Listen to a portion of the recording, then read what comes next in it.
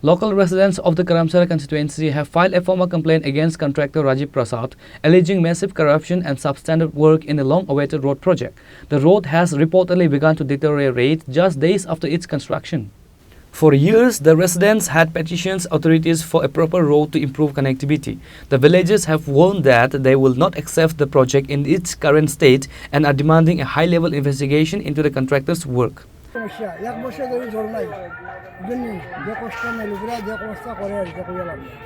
আচ্ছা কাকু এই রাস্তাটা কোনখানের বাই কোনখানে যাওয়ার রাস্তাটা এটা রেল রাস্তা কাজ করাইছে যে কয়দিন হয়েছে আজকে নিয়ে আপনি কি এলাকার বাসিন্দা কিরকম দেখতে পান কাজ আপনার মানে কাজ নিম্নমানের কাজ করানো হয়েছে কত মানে ওখানেও কংক্রিট নিচে কংক্রিটটা দেখা গেছে আচ্ছা আচ্ছা আচ্ছা কি মনে হয় কাকু এভাবে যদি রাস্তা থাকে কয় বছর টিকবো মনে হয় রাস্তা দিয়ে ওই ইটের গাড়ি আর বালুর গাড়ি যদি আর কয় বছর লাগবে আচ্ছা এটা কত বছর আপনাদের দাবি আসলো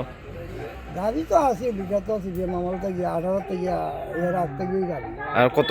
ওই তো এখন হইতেছে আচ্ছা আচ্ছা মেইন আমরা জল দেন জলের লাগি নেই সমস্যা এক বছর ধরে চলে এই জায়গাটার নাম কি কাকু এই জায়গাটার নাম কিটা Reported by Kiran from Longtharai village, Chini, Khorang.